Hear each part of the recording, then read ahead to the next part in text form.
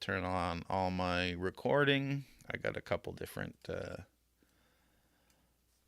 ways to record that back up just in case one recording doesn't work. And I'm going to put my phone in do not disturb mode as I noticed it Yeah, went I did that off. myself. I Sometimes I forget to do that. do as well. All right. Perfect. Okay. You got a water or something just in case? I do. Thank you. Yep. All right. And I think we're ready. Let me just move some windows around. I don't need that one shown. And we're going to move you over here. Perfect.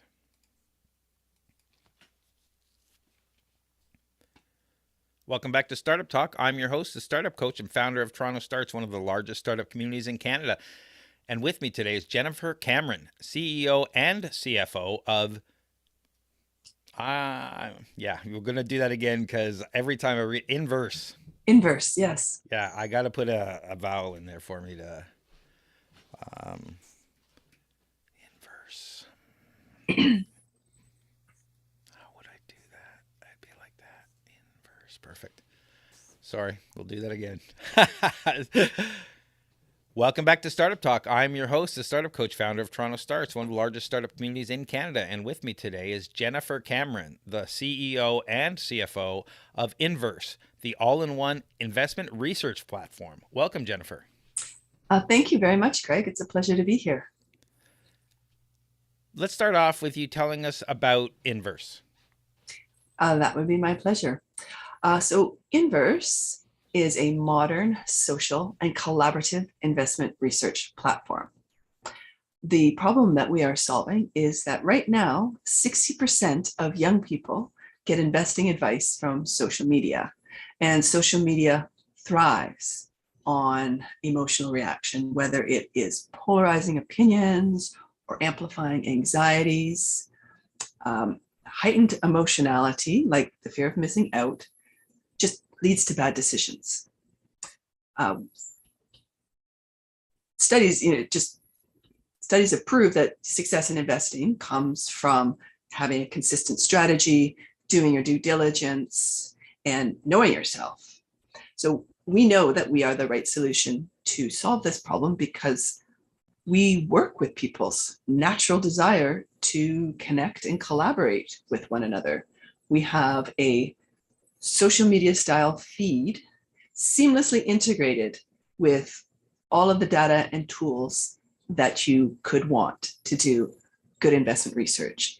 And we allow our users to collaborate. And we believe that collaboration, especially in investment research, should go far beyond just a conversation.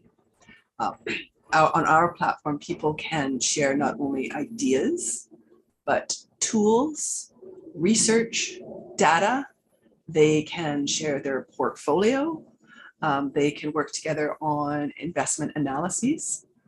And yeah, so that's kind of is the story of what we are doing right now. And we are a live platform. We have over 4,500 people on it right now.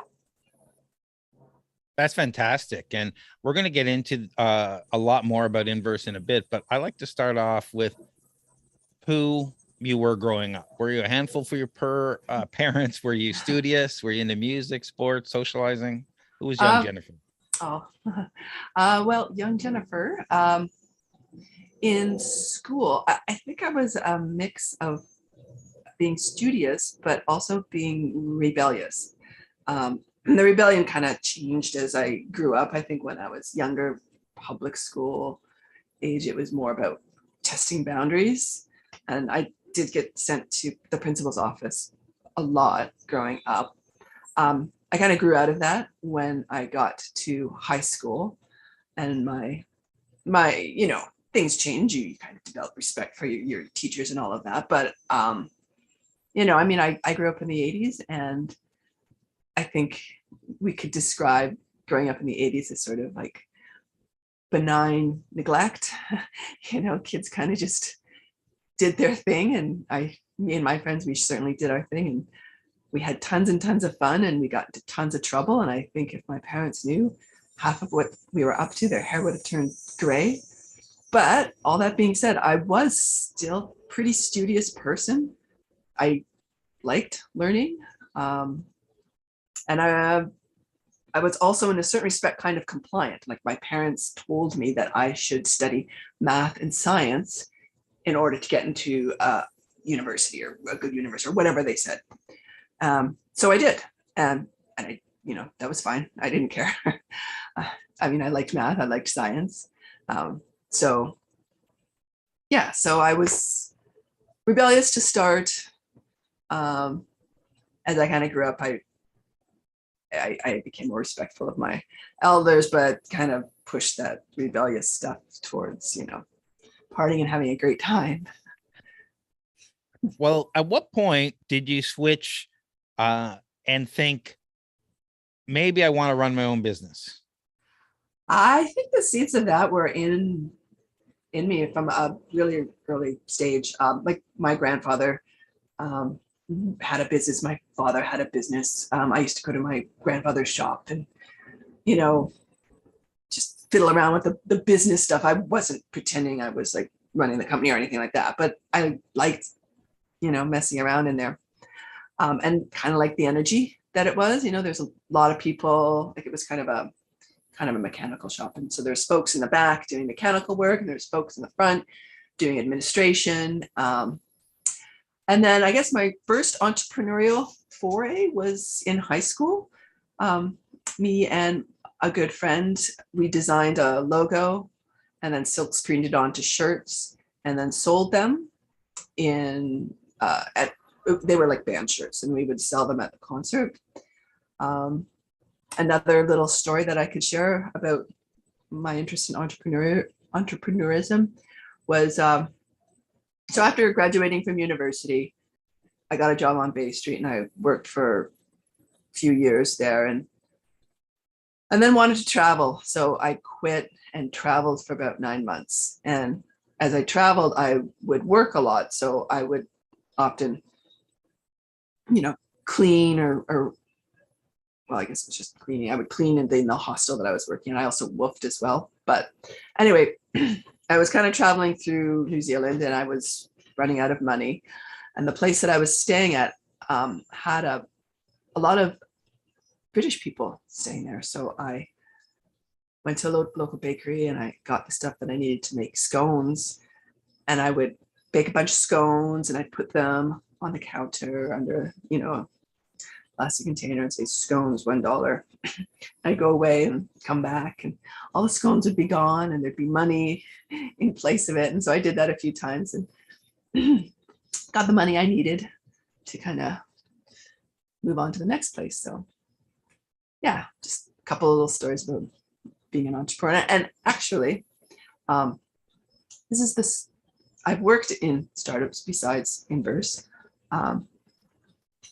After I finished traveling, I eventually lived in Vancouver and worked for a startup there. And then me and some of the other folks who were working there, we left that place and was one of the co-founders of a company that eventually had a really successful exit. It was sold to PayPal for $400 million, which is just mind-blowing. Yeah, so very nice. Yeah, that was cool.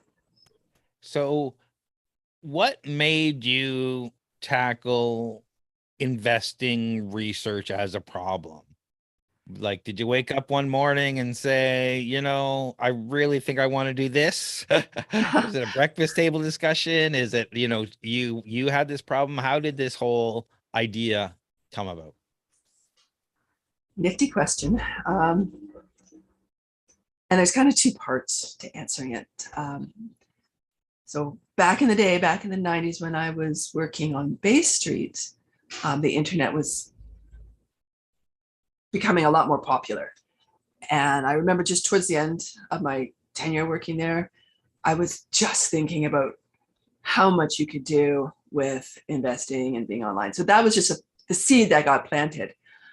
But fast forward many, many years later, I was working on my accounting designation And there was a course that was about, do accounting statements matter? You know, you're going and you're getting this designation, and does it matter anyways? And the measure, the yardstick on whether or not it mattered is, can people make decisions based on this stuff? And it looked at a couple of interesting models that I had never come across before. These were developed in academia and, you know, rigorously tested. They were published and peer reviewed and all this sort of thing. And basically they did demonstrate that, you know, these complicated models did generate better returns, or alpha, I guess you could say. So I was really intrigued because of my investing background, and I started to try and build these up myself. You know, I went to the library and got copies of the original thesis, I guess, or article, and you know, started writing on how you rebuild these, and then started to put it into Excel and get all of the information from financial statements. And I realized that it's so time consuming just getting the data. It's impossible. It doesn't matter how good these models are. You can't do this. It's just way too time consuming. So I looked for software that would help me, and there was nothing. And I guess I was telling my husband about it. He's a software engineer, and he said, well, I'll build something for you. And that was the germ of the idea that started INVRS. It was originally about being able to build models. That's kind of what we started working on. And I guess at the end of the day, there was maybe a market of one for that, which was me. So we needed to, you know, either try something else or you know, close up shop, because, you know, we were getting expensive data. So I went to my, I went out to my network and said, we're looking for a business development person. And somebody put the proposal, I put together a one-page proposal. Somebody put the one-page proposal in front of somebody. And he went out to his network and got his two friends, and they came back to us, you know, said, we're interested in this. And we had a conversation. They put together this wonderful proposal. I mean, I was blown away. About a new direction for the company. These were three guys, recent graduates from McMaster, super smart. And yeah, we loved their ideas and their energy. And yeah, so that happened at the end of 2020, and over 21, we built the MVP of INVRS, and we launched at the beginning of this year. That's amazing. So I listened to I listened to a couple investment podcasts, and I hear people talk, you know, at the coffee shop about, you know, what they're investing in and why. How much research does the average person do before investing? Is it a lot, or is it, you know, somebody tells them something and they run home and invest? I'm really curious as to what level people actually do their due diligence. That's a tough question to answer, because I think there's just so much variety. Some people will just, you know, grab that hot tip without doing any background research. And then there's other DIY investors who like, they're brilliant and they do a lot of research, and they're extremely well organized and very knowledgeable. So there's that, but then there's also people do different kinds of research. Some people like to do technical analysis, and some people do fundamental, and some people are into factors. So there's just such a wide range of what people do.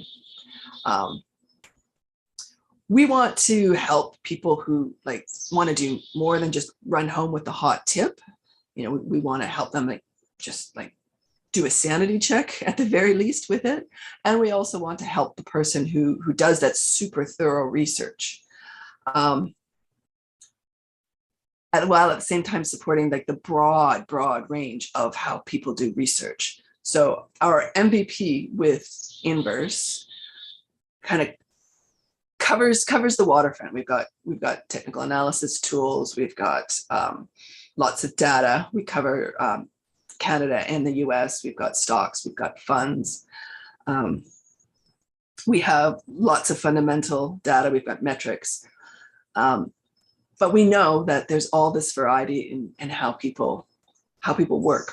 So we're going to, we are not going to start. We are building the little modules so people can build out the exact platform that works for them.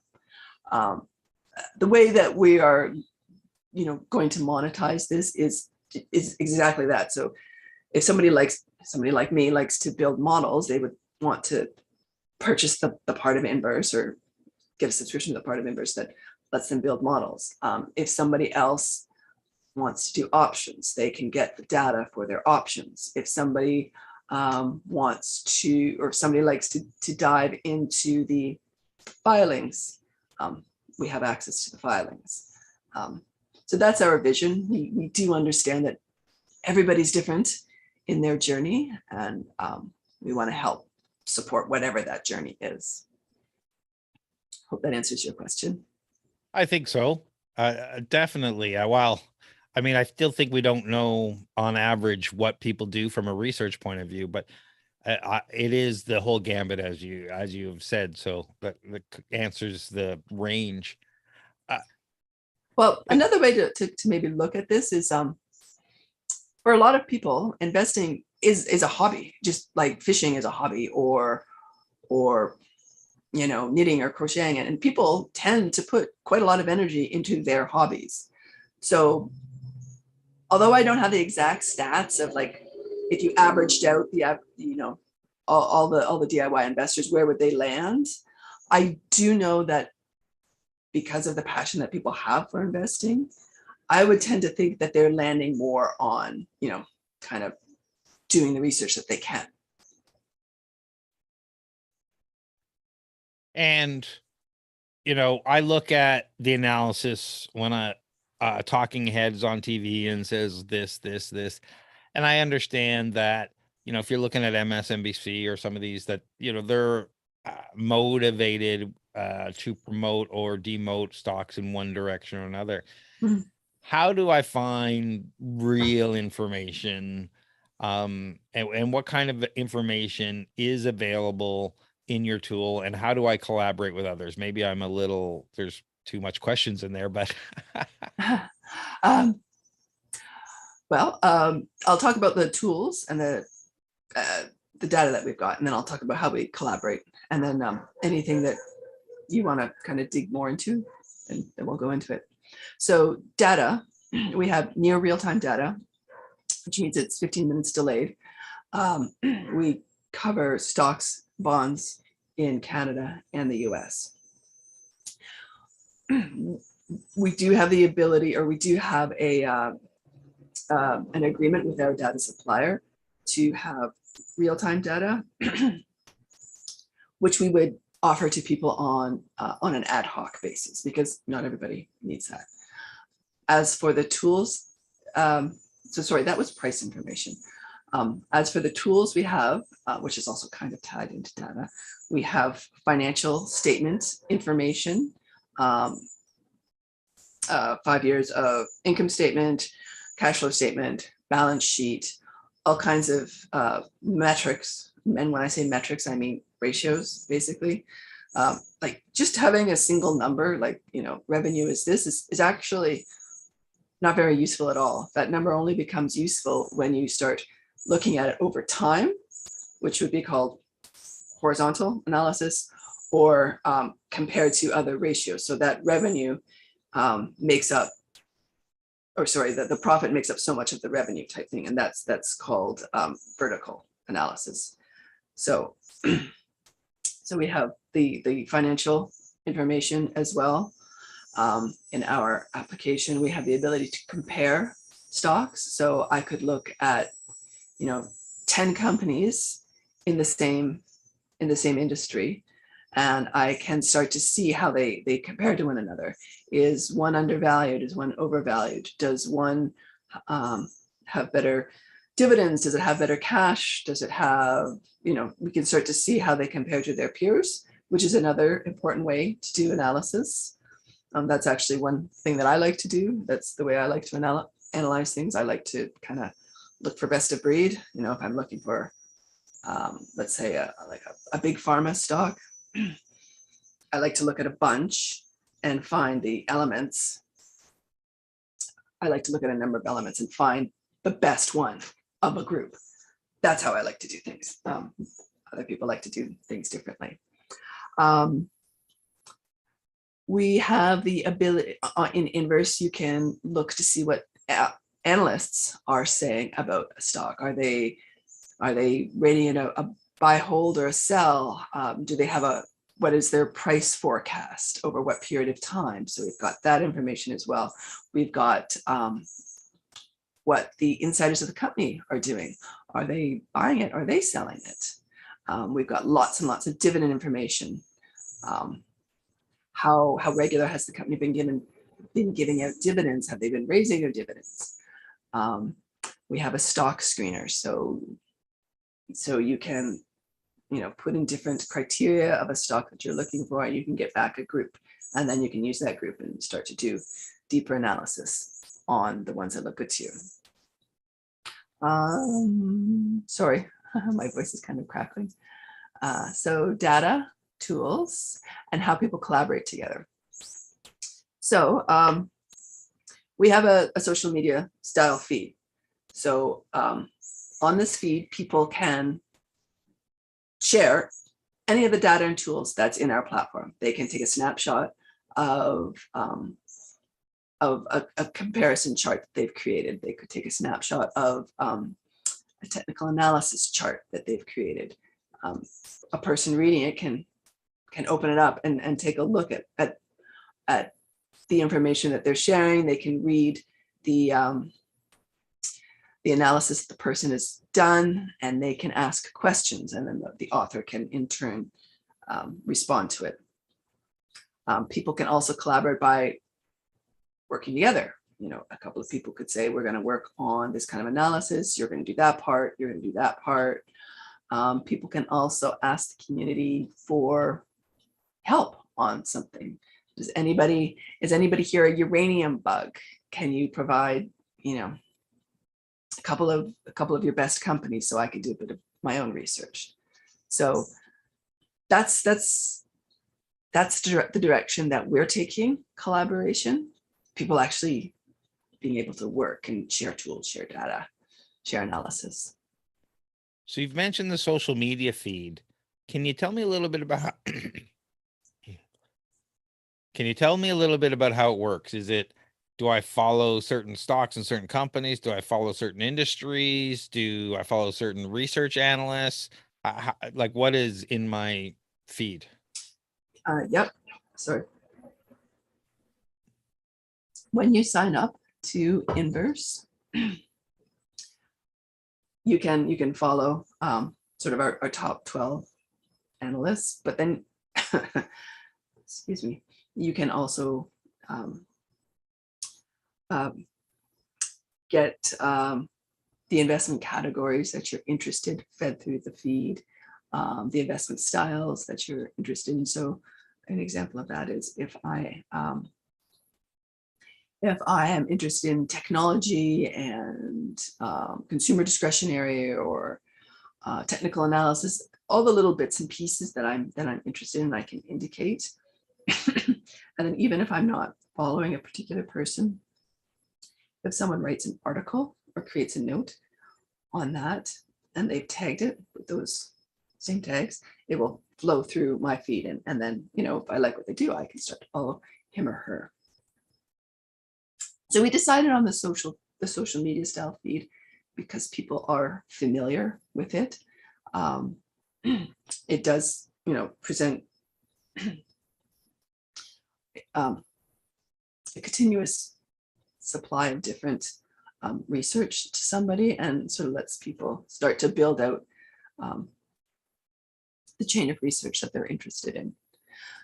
So if, let's say I see a healthcare article that I'm interested in.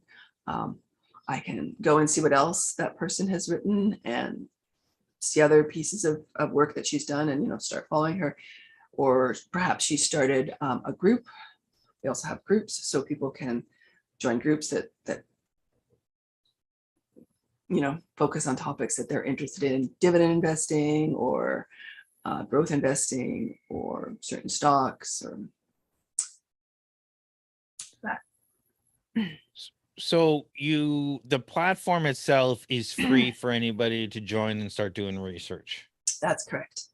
Yeah. You, can you tell me about your business model? And I'm sure part of that is I've seen where people can go on there and actually make money by having people subscribe to them. Is that, I'm not exactly sure how that works. Could you explain how I, as a creator, can go and make money on your platform? Absolutely.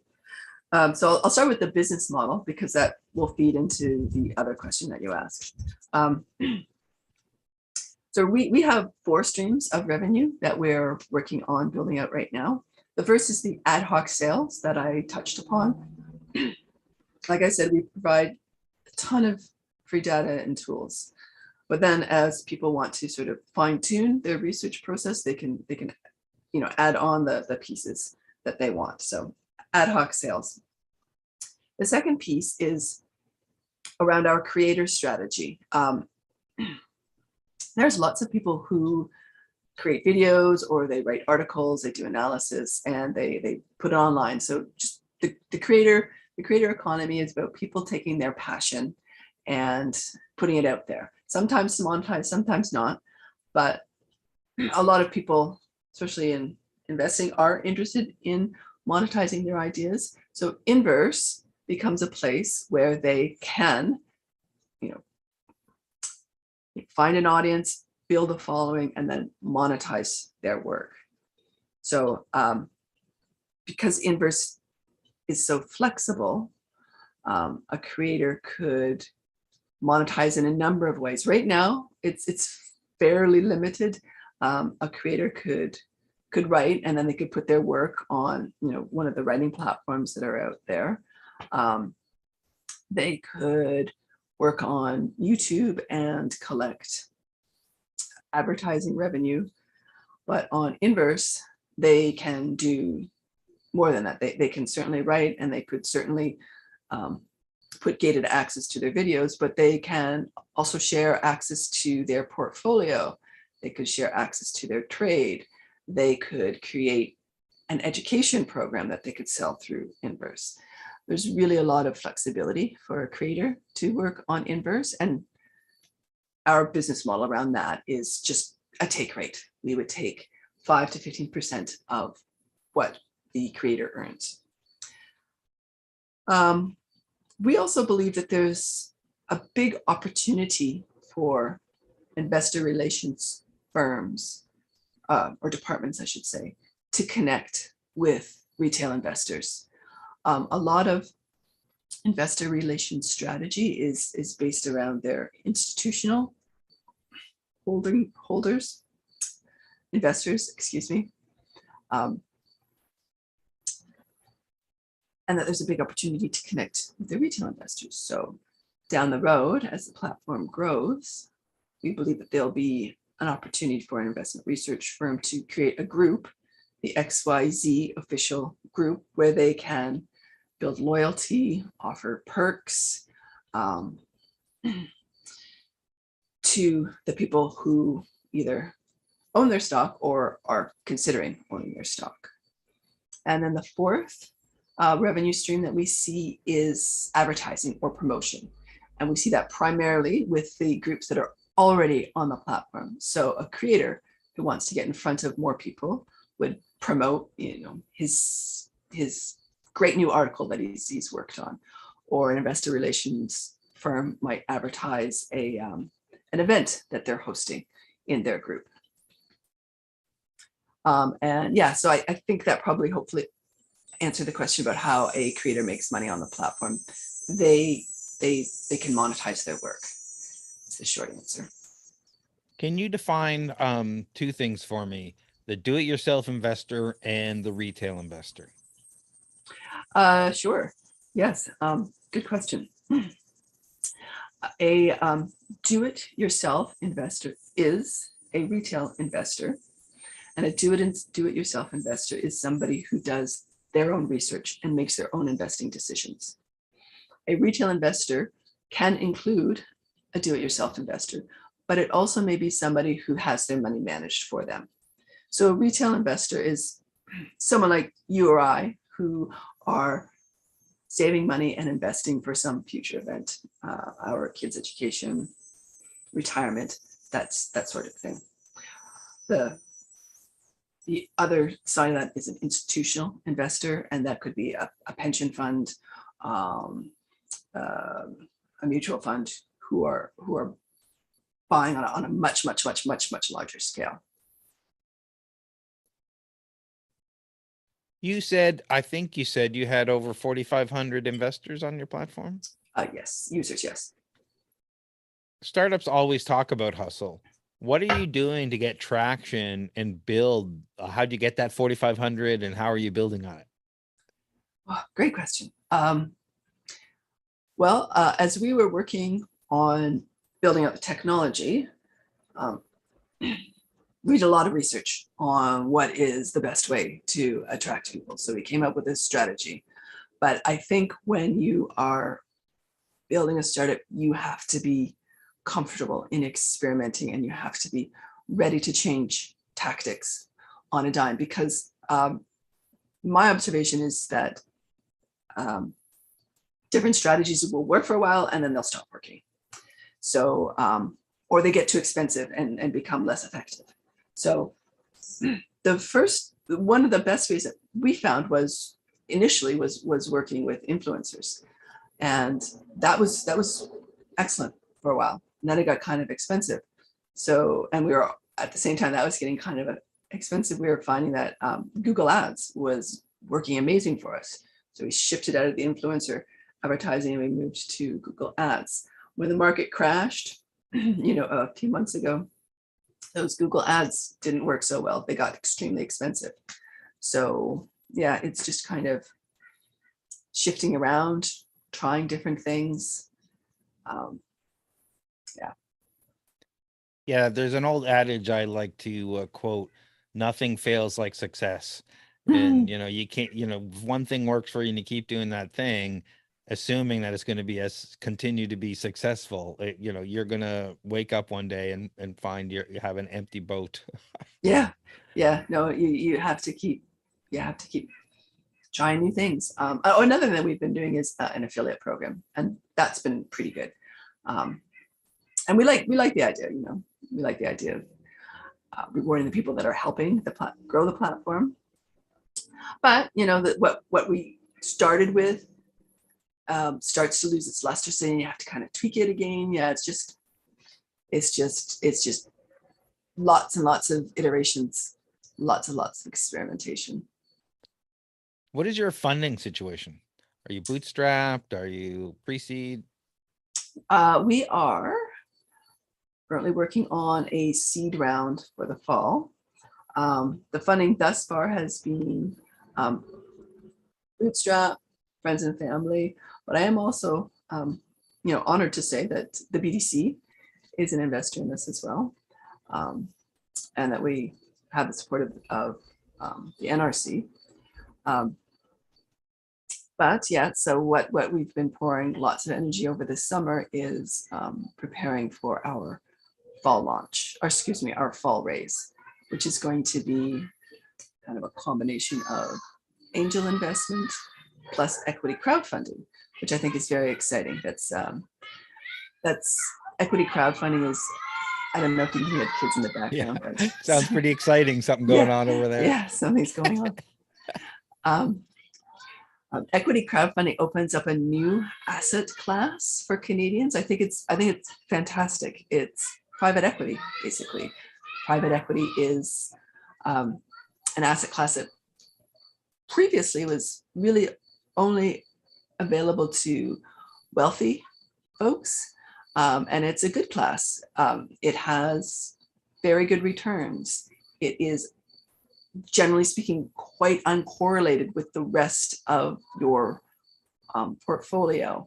And it has some very nice tax benefits as well. So we're very excited to be participating in raising money via this means, because I believe it's great for Canada. It's great for Canadians.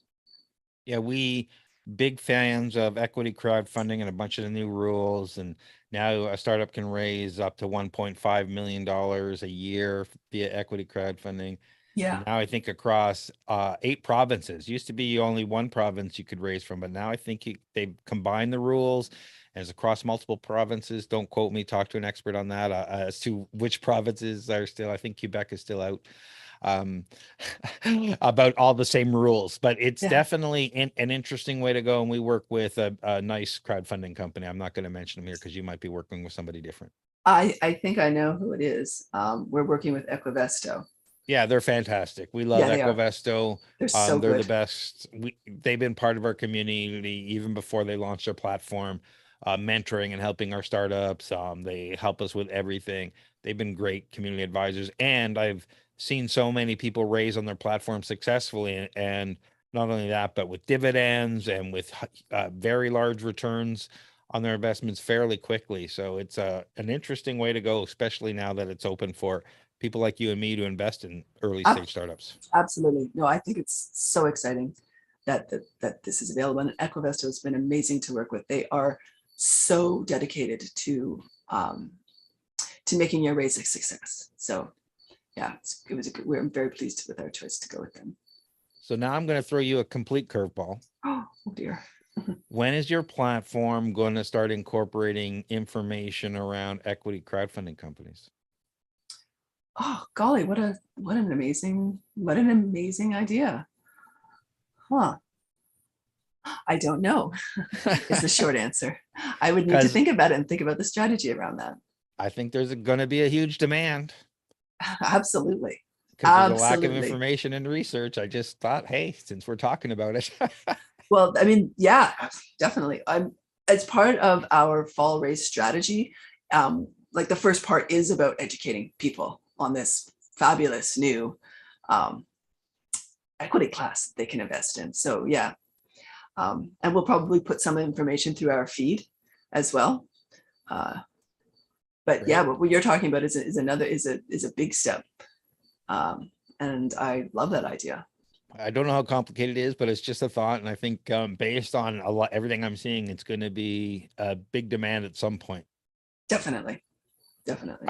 I like to try to share both success and failure, so there's a chance that someone listening won't make the same mistake. Can you share a time where you made the wrong startup pivot or the wrong idea? Yeah, sure. I mean, that's an amazing question, and I could give a polished, gloss over the gory details, but I'm not going to do that. I'm going to actually kind of dig down, take a deep breath, and tell you the real story of failure. There's, the Silicon Valley kind of likes to, they're almost, what's the word I'm looking for? It's escaping me at the moment, but they're almost flippant about like failure. Fail fast, yeah, but like real failure is like horribly painful and scary. So my story is like when I started when I helped co-found the company that I did end up having a really successful exit. I was fairly young. I was in my late 20s when we started it. I'd never really experienced any failure before. Like I went to university, I got to university. It was hard to get my first job on Bay Street, but I persevered and I got it. And I got other education around working on Bay Street. So never really experienced. And I traveled around the world by myself and stuff like that. So I felt, and I was young, so I felt kind of, invincible. You know how you do when you're young. And perhaps Um, perhaps it was a bit of hubris. There was also some bad luck. We started that company in 2000, just as the dot-com implosion happened. And sort of what happened was, I was successful. I was the first CEO, I was the company's first CEO, and I was successful in putting together this great team. And, we got some early wins. We raised, $500,000 of seed funding, and, we were firing on all cylinders with our technology. We got a patent. So it was like everything was going great. And then, the cold wind from San Francisco kind of blew in, and people did not want to talk to you anymore. And there was kind of a lot of harshness, and I was, I would have a meeting with somebody, and I never met them before, and they were like really unpleasant, and it really kind of threw me for a loop, and I lost a lot of confidence. It was difficult, and the company meant a lot to me, but unfortunately, I had to step down as the CEO, and it was just really tough times, and the wind went out of my sails. And I'm a persistent person. I think that's my natural state, but I left. I felt like I just couldn't offer anything of value anymore. So I left, but I always really strongly believed in the company and wanted the best for them and believed in them. So I guess what I'm trying to say is, and most, like, the startup game is a young person's game. I think it's important to stay humble, not to let those early wins go to your head. Yeah, I guess that would be my advice. Definitely. And I've talked to many founders that everything changes when you take US VC money. Everything changes. And people have come to me and talk to me, I heard about everything changes, but I wasn't prepared for it. And I think, people should talk to other founders to understand what they're getting themselves into, especially when you're taking US money from big VC firms. Talk to past founders, how they were treated, what happened, and make sure it's the right fit for you. I just, some of those experiences are horrible experiences. Yeah.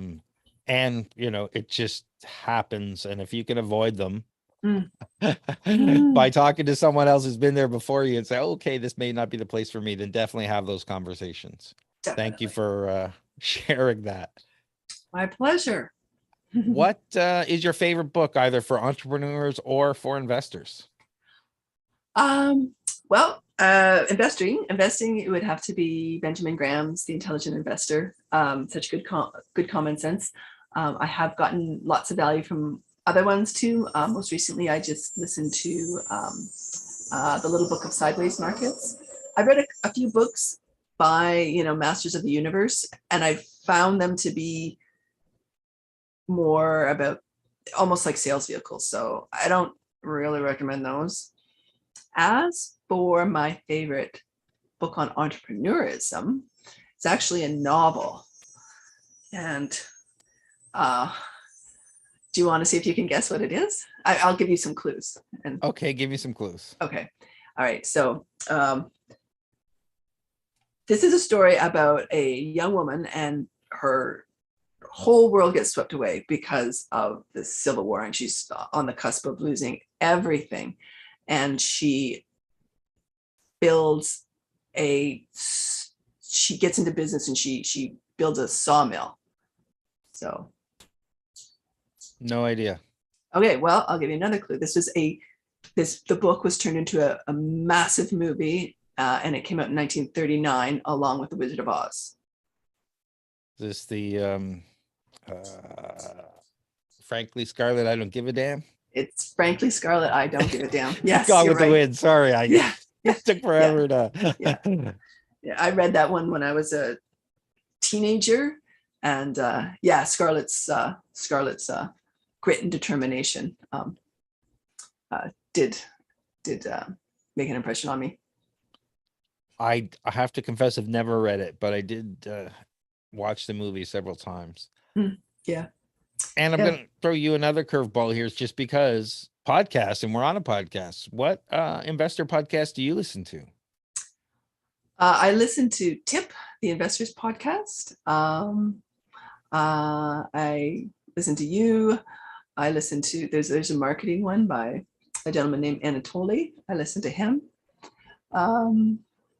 That's kind of it. Sometimes I'll dabble into other ones, but Thank you.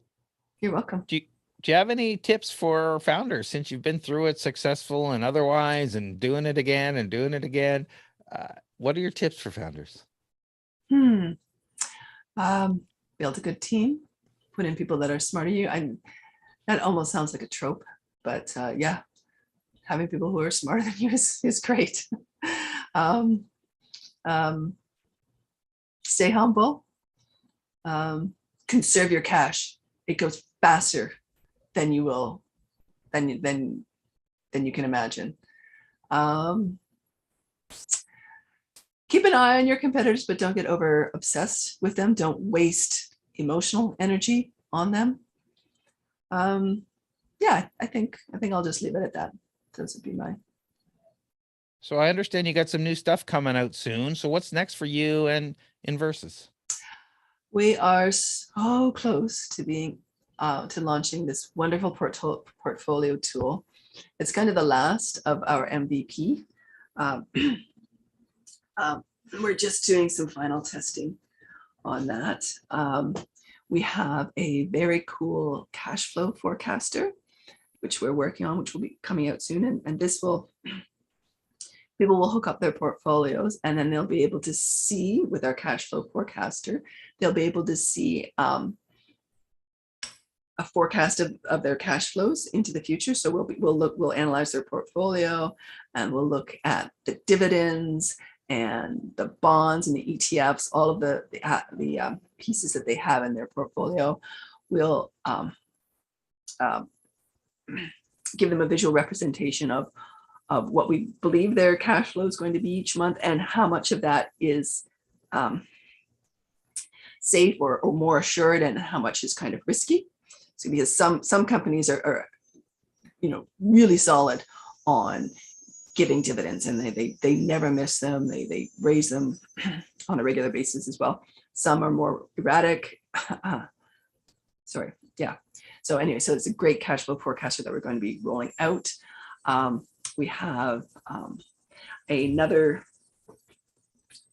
calendar tool that we will be starting working on, and that will, again, another personalized tool, which I think are kind of fun for people, where all of the events that pertain to their portfolio will be on a calendar, and they can also, add other things that are important to them.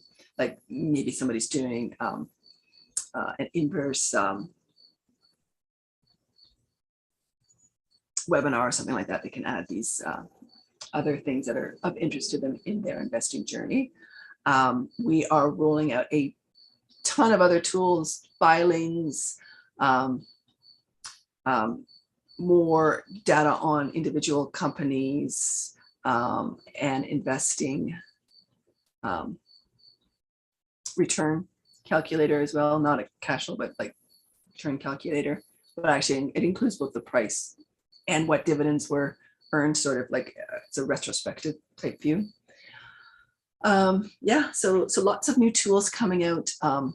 Monetization for creators is another thing that's coming soon. If people are interested and they want to find more about INVRS, where do they go? www.invrs.com. You can read about us, or I just invite you just to sign up. It's free. I've got a ton of great stuff there, ton of great tools, all very, very easy to use, very intuitive, very clean design, modern design. A feed where you can see investment research that other people have put in. You can pop in your own questions, offer your own insights. So INVRS.com. I'll have those links into the show notes and any links of the stuff you talked about in the show notes. I really appreciate you take the time, Jennifer, to be a part of Startup Talk. Thank you very, very, very much, Craig, for having me. It's been a pleasure. We'll talk soon. Talk soon.